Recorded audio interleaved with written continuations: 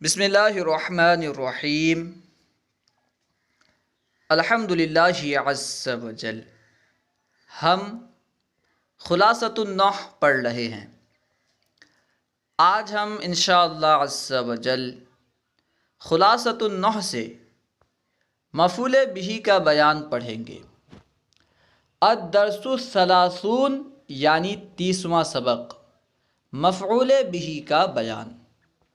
سب سے پہلے مفعول بہ کی تعریف بیان کر رہے ہیں کہ مفعول بہ کسے کہتے ہیں۔ جس اسم پر کوئی فعل واقع ہو اسے مفعول بہ کہتے ہیں۔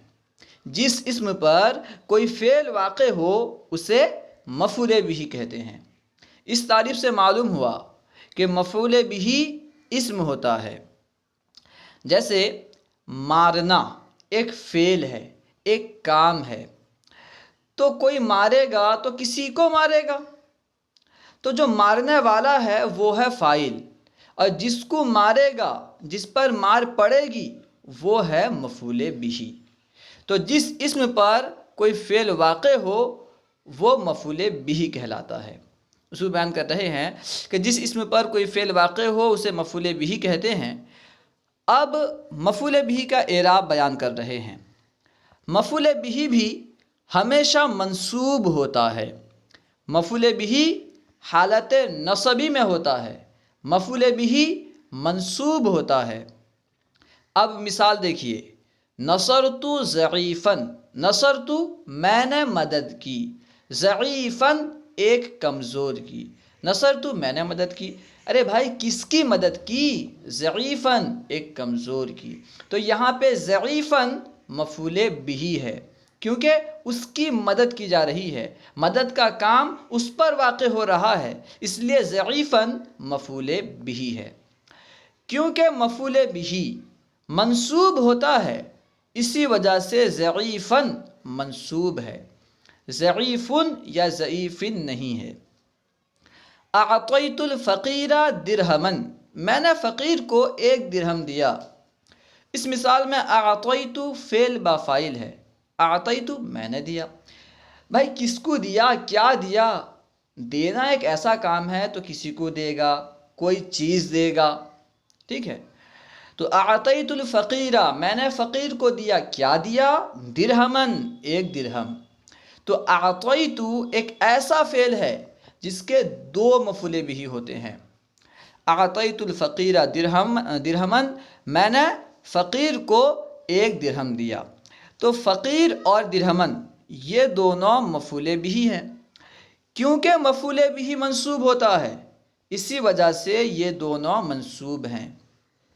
فقیر پر کیونکہ الف لام داخل ہے اس لیے تنوین کے ساتھ یہ منصوب نہیں، یعنی فقیرا نہیں ہے، الفقیرہ ہے۔ کیونکہ جس اسم پر الف لام ہو وہاں تنوین نہیں آتی، جہاں تنوین ہو وہاں الف لام نہیں آتا۔ اسی وجہ سے اعطیت الفقیر، فقیر منصوب ہے، فقیرو یا فقیری نہیں ہے، لیکن یہ الگ سی بات ہے کہ اس میں الف لام داخل ہے اس لیے تنوین کے ساتھ منصوب نہیں ہے، فقیرن نہیں ہے۔ اور درہمن مفعول بہ ثانی ہے، اسی وجہ سے یہ بھی منصوب ہے۔ قواعد و فوائد۔ نمبر 1، ایک فعل کے 2 یا 3 مفعول بہ بھی ہوتے ہیں۔ ایسا ضروری نہیں، یہ ضروری نہیں کہ ایک ہی فعل کا ایک ہی مفعول بہ ہو۔ ایک فعل کے 2-3 مفعول بہ بھی ہو سکتے ہیں، ہوتے ہیں، آتے ہیں۔ جیسے اس سے پہلے والی مثال اعطیت الفقیر درہما، اس میں 2 مفعول بہ ہیں، اسی کو یہاں بیان کر رہے ہیں۔ اعطیت زیدا قلما، اعطیت میں نے دیا زیدا زید کو، قلما ایک قلم۔ کوئی دے گا تو کسی کو دے گا، کوئی چیز دے گا، جس کو دے گا اور جو چیز دے گا یہ دونوں مفعول ہوں گے۔ اعطیت زیدا قلما، میں نے زید کو 1 قلم دیا۔ تو اس مثال میں زیدن اور قلما مفعول بہ ہیں اور اسی وجہ سے یہ دونوں منصوب ہیں۔ دوسری مثال ہے جس میں 3 مفعول بہ ہیں۔ اعلمت زیدا بکرا فاضلا، اعلمت میں نے بتایا، میں نے خبر دی، زیدن زید کو، کس کو خبر دی؟ کس کو بتایا؟ زید کو۔ کیا بتایا؟ بکرا فاضلا، بکر کے فاضل ہونے کے بارے میں۔ اعلمت زیدن بکرا فاضلا، میں نے زید کو بکر کے فاضل ہونے کے بارے میں خبر دی۔ تو اس مثال میں زیدن، بکرن، فاضلن یہ تینوں مفعول بہ ہیں، اور کیونکہ مفعول بہ منصوب ہوتا ہے اس لیے یہ تینوں منصوب ہیں۔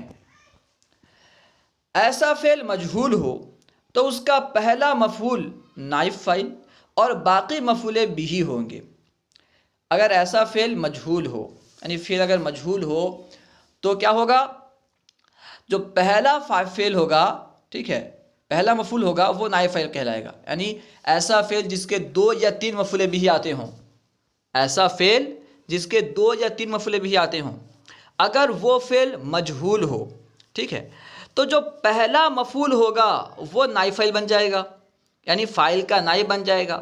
نائب فاعل وہ اسم ہوتا ہے جو فاعل تو نہیں ہوتا لیکن فاعل کی جگہ آتا ہے، فاعل کا نائب بنتا ہے۔ تو ایسا فعل جس کے 2 یا 3 مفعول بہ آتے ہوں، اگر وہ مجہول ہو تو اس کا پہلا مفعول بہ نائب فاعل ہوگا اور باقی مفعول بہ ہوں گے۔ اب مثال دیکھیے، اس کو بیان کریں۔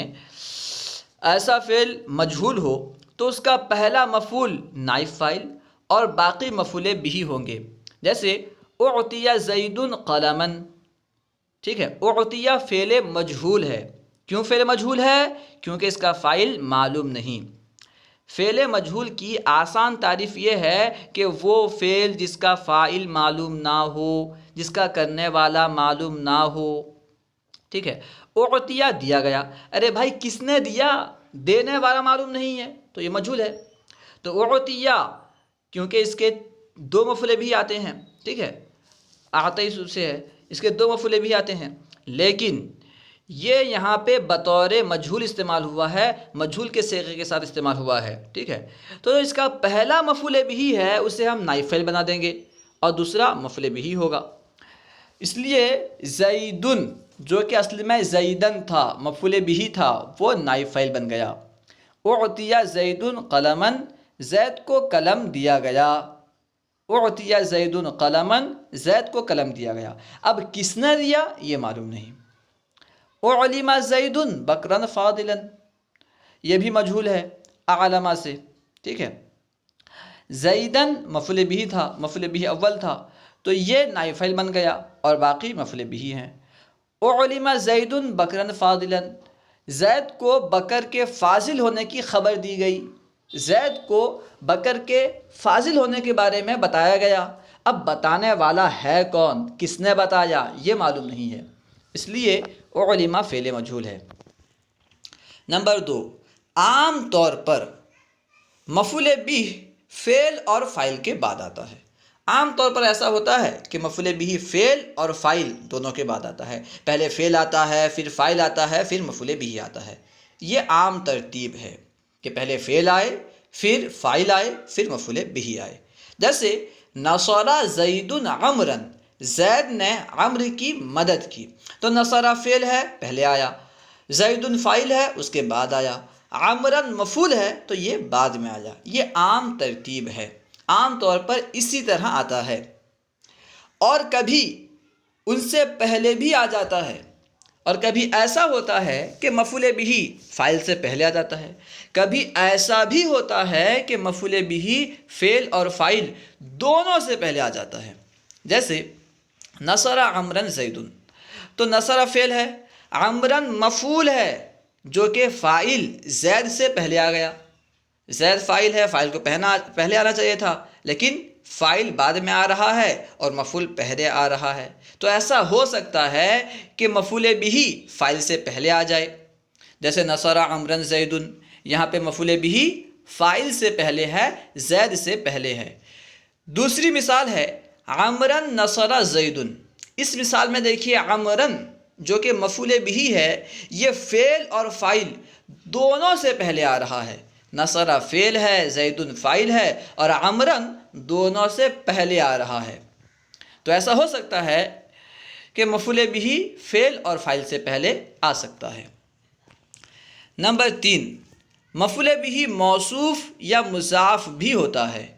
جو مفعول بہ ہوتا ہے وہ موصوف بھی ہو سکتا ہے، مضاف بھی ہو سکتا ہے، ٹھیک ہے۔ اب مثال دیکھیے، صلی اللہ علما نافعا، اللہ سے علم نافع کا سوال کرو، صلی اللہ، اللہ سے سوال کرو، اللہ سے مانگو، علما، کیا مانگو؟ علم۔ تو یہاں پہ علم مفعول بہ ہے، علم مفعول بہ ہونے کے ساتھ ساتھ موصوف ہے، اس کی صفت ہے نافعا، کیسا علم؟ نفع بخش علم۔ صلی اللہ علما نافعا، اللہ سے نفع بخش علم مانگو۔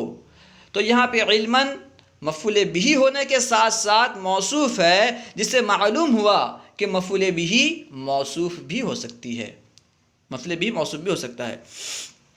وَرَأَيْتُ غُلَامَ زَيْدٍ، یہ مثال ہے جس میں مفعول بہ مضاف بن رہا ہے۔ رأیت، میں نے دیکھا، غلام زید، زید کے غلام کو۔ تو یہاں پہ غلام مفعول بہ ہے، لیکن یہ مضاف ہے زید کے لیے۔ اس سے معلوم کیا ہوا کہ مفعول بہ موصوف اور مضاف ہو سکتا ہے، ٹھیک ہے، مفعول بہ موصوف یا مضاف بھی ہوتا ہے۔ نمبر 4، قرینہ ہو تو مفعول بہ کے فعل کو حذف کرنا جائز ہے۔ اگر قرینہ ہو تو مفعول بہ کے فعل کو حذف کر سکتے ہیں، یعنی مفعول بہ کے فعل کے حذف پر کوئی قرینہ ہو کہ یہاں پہ یہ فعل ہے تو اس کے فعل کو حذف کر سکتے ہیں۔ مثال دیکھیے، جیسے کوئی پوچھے من رأیتا، آپ نے کسے دیکھا؟ اگر کوئی آپ سے پوچھے من رأیتا، تو نے کسے دیکھا، آپ نے کسے دیکھا، اور جواب میں کہا جائے، جواب میں آپ کہیں زیدن، کسی نے آپ سے پوچھا من رأیتا، تو نے کسے دیکھا، آپ نے جواب میں کہا زیدن، صرف زیدن کہا، تو آپ کا زیدن کہنا بالکل درست اور صحیح ہے، کیونکہ یہاں پہ سوال قرینہ ہے۔ زیدن کیا؟ یعنی میں نے زید کو دیکھا، اگرچہ آپ نے دیکھنے کا لفظ نہیں کہا، آپ نے صرف زیدن کہا، کیونکہ سوال میں دیکھنے کی بات مذکور ہے، سوال میں دیکھنے کی بات کہی گئی ہے، تو جواب بھی اسی کے مطابق ہوگا، ٹھیک ہے۔ وہی بیان کر رہے ہیں کہ قرینہ ہو تو مفعول بہ کے فعل کو حذف کرنا جائز ہے۔ جیسے کوئی پوچھے من رأیتا، یعنی تو نے کسے دیکھا، اور جواب میں کہا جائے زیدن، تو مطلب ہوگا رأیت زیدن، یعنی میں نے زید کو دیکھا، یہ مطلب ہوگا۔ اگرچہ وہ رأیت کا لفظ نہیں بول رہا ہے، اگرچہ آپ رأیت کا لفظ نہیں بول رہے ہیں، جسے پوچھا گیا اگرچہ وہ رأیت کا لفظ نہیں بول رہا ہے، صرف زیدن بول رہا ہے، لیکن سوال کی وجہ سے یہ مانا جائے گا، اس کا معنی یہ ہوگا کہ رأیت زیدن، میں نے زید کو دیکھا۔ اللہ و رسولہ اعلم۔